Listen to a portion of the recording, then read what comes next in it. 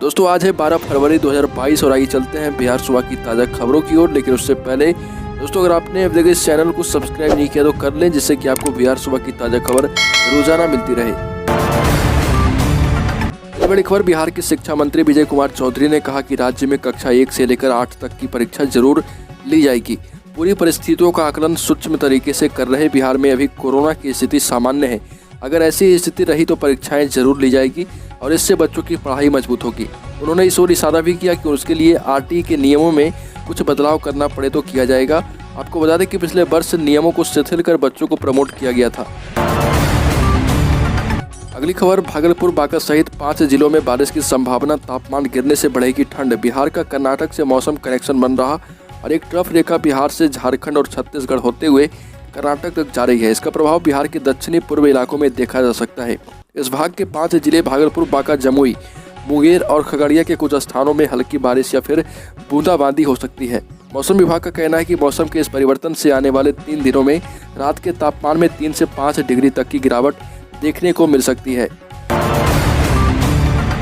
PPSC ने 31वीं न्यायिक सेवा की मुख्य परीक्षा का रिजल्ट जारी कर दिया। आयोग की ओर से 691 रिजल्ट जारी किए गए। अभी इन अभ्यर्थियों का इंटरव्यू के बाद फाइनल चयन किया जाएगा। आयोग के संयुक्त सचिव और परीक्षा नियंत्रक अमरेंद्र कुमार ने बताया कि इंटरव्यू के लिए जल्द ही तिथि की घोषणा भी की जाएगी। यह परीक्षा 221 पदों के लिए आयोग ने दी थी। आयोग ने परीक्षा संबंधित जानकारी अपनी वेबसाइट पर भी डाल दी है। खबर, बिहार में शिक्षक नियोजन को लेकर छठे चरण में 365 पंचायत नियोजन इकाई और 33 प्रखंड नियोजन इकाइयों में अलग अलग वजहों से अब तक एक बार फिर काउंसलिंग नहीं हो पाई। यही वजह है कि छठे चरण के तहत अब इन नियोजन इकाइयों में 14 से 16 मार्च के बीच काउंसलिंग का मौका शिक्षा विभाग ने अभ्यर्थियों को दिया है। इसका शेड्यूल जारी कर दिया गया है। ऐसी लगभग 400 नियोजन इकाइयों को 1 मार्च तक मेरिट लिस्ट एनआईसी के पोर्टल पर अपलोड करनी होगी। 23 फरवरी को धरना देंगे बीजेपी विधायक। नीतीश मिश्रा ने कहा कि विधायकों की नहीं सुन रहे अफसरशाही से सत्तारूढ़ दल के विधायक ही परेशान हैं। भाजपा विधायक नीतीश मिश्रा इतने परेशान हैं कि वो अब सरकार के खिलाफ ही धरना देने के मन बना चुके हैं। विधायक भी आम नहीं है, नीतीश सरकार में मंत्री रह चुके हैं। साथ ही पूर्व सीएम जगन्नाथ मिश्रा के बेटे हैं। इनके पत्र पर भी सरकारी अधिकारियों के कान पर जू नहीं रेंगता है और उन्होंने 23 फरवरी को धरने पर बैठने की घोषणा कर दी है।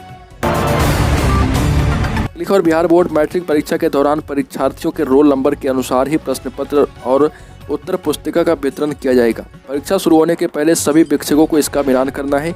दोनों पालियों के परीक्षार्थियों का रोल नंबर, रोल कोड, विषयवार सूची भेज दी गई है। हर परीक्षा केंद्र पर विषयवार सीट प्लान नोटिस बोर्ड पर अंकित किया जाएगा और इसकी एक कॉपी दंडाधिकारी के पास भी मौजूद होगी। अगली खबर, बिहार के पूर्व मुख्यमंत्री लालू प्रसाद यादव के परिवार में सब कुछ ठीक नहीं चल रहा। लालू प्रसाद यादव के बेटे तेजस्वी यादव और तेज प्रताप यादव के बीच एक बार फिर दरार देखने को मिली है। राष्ट्रीय कार्यकारिणी की बैठक के दौरान जैसे ही तेजस्वी यादव ने बोलना शुरू किया, वैसे ही तेज प्रताप यादव मंच से उठकर चले गए। तेज प्रताप के इस कदम के बाद एक बार फिर दोनों भाइयों में मनमुटाव की खबरों को तुल देना शुरू कर दिया है। दरअसल कार्यकारिणी की बैठक के दौरान जिस वक्त तेजस्वी यादव अपना भाषण दे रहे थे, इस दौरान उनके बड़े भाई तेज प्रताप भी लालू के साथ मंच पर बैठे थे। तेजस्वी ने जैसे ही बोलना शुरू किया, तेज प्रताप अचानक से ही अपनी कुर्सी से उठे और कार्यकारिणी की बैठक से बाहर हो गए। और भारत के चुनिंदा 7 हवाई अड्डों में शामिल हुआ पटना एयरपोर्ट। आपको बता दें कि पटना के लोकनायक जयप्रकाश नारायण हवाई अड्डे को बड़ी उपलब्धि हासिल हुई। एयरपोर्ट क्वालिटी सर्वेक्षण के दौरान पटना एयरपोर्ट को वॉइस ऑफ द कस्टमर मान्यता के लिए चुन लिया गया है और इस तरह से एसीआई ने उन हवाई अड्डों को स्वीकार करने और पहचानने के लिए वॉइस ऑफ द कस्टमर पहल शुरू की है, जो अपने ग्राहकों को प्राथमिकता देना जारी रखते हैं।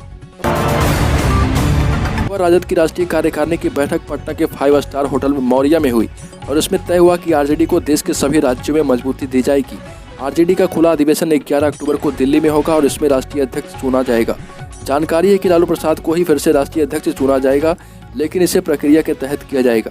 पटना की बैठक में राजद ने देश में घटित वर्तमान परिस्थितियों पर प्रस्ताव में कहा कि पिछले 8 साल से देश के संवैधानिक मूल्यों की लगातार धज्जियां उड़ाई जा रही। समाज के कमजोर वर्ग, दलित, अल्पसंख्यकों और आदिवासियों को मुख्य धारा से जबरन बाहर करने की कोशिश भी की जा रही है।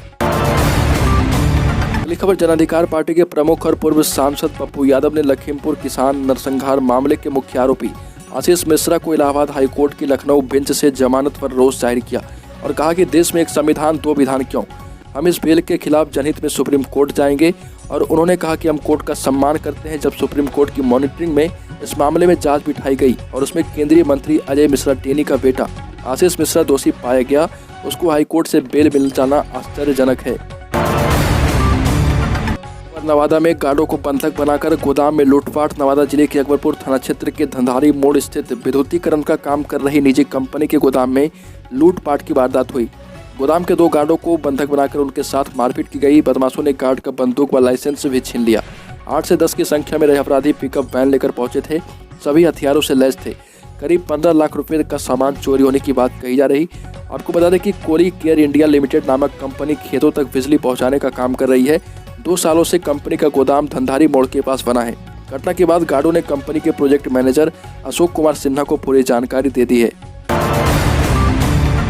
और बिहार में 4 एक्सप्रेसवे बनेंगे। 1 साल पूरा होने पर पथ निर्माण मंत्री नितिन नवीन ने अपने किए हुए काम का रिपोर्ट कार्ड पेश किया। 9 फरवरी 2021 को नितिन नवीन ने पथ निर्माण विभाग में मंत्री पद का पदभार संभाल लिया था। इस मौके पर मंत्री नितिन नवीन ने बताया कि 1 साल के दौरान पटना समेत पूरे राज्य में सड़क पुल निर्माण की कई बड़ी योजनाओं को क्रियान्वित किया गया है। मंत्री ने कहा कि पटना कोलकाता समेत बिहार में भी 4 एक्सप्रेसवे बनाए जाएंगे। एक्सप्रेसवे बनने से बिहार के लोगों को काफ़ी सहूलियत भी मिलेगी। और केंद्रीय टाइगर रिजर्व अथॉरिटी ने कैमूरांचल को टाइगर रिजर्व क्षेत्र बनाने के प्रस्ताव पर सहमति दे दी है। इसके बाद केंद्रीय एजेंसी की रिपोर्ट के आधार पर इसे अंतिम प्रारूप देते हुए सिर्फ घोषणा करने की औपचारिकताएं बाकी रह गई। देश भर के 50 से ज़्यादा टाइगर रिजर्व क्षेत्रों की मॉनिटरिंग करने वाली केंद्रीय टाइगर रिजर्व अथॉरिटी ने रोहतास एवं कैमूर के वन व पर्यावरण विभाग के प्रस्ताव पर सहमति देते हुए मान लिया है कि यह इलाका टाइगर रिजर्व क्षेत्र घोषित होने के लायक है। इसके लिए यहाँ सभी परिस्थितियाँ मौजूद है।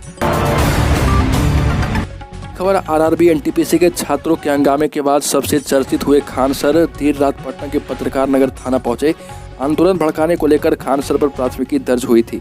एफआईआर दर्ज होने के बाद पहली बार वह थाने पहुंचे थे, जहां पुलिस ने उनसे पूछताछ की। इसके बाद उन्हें नोटिस पर हस्ताक्षर करवाए।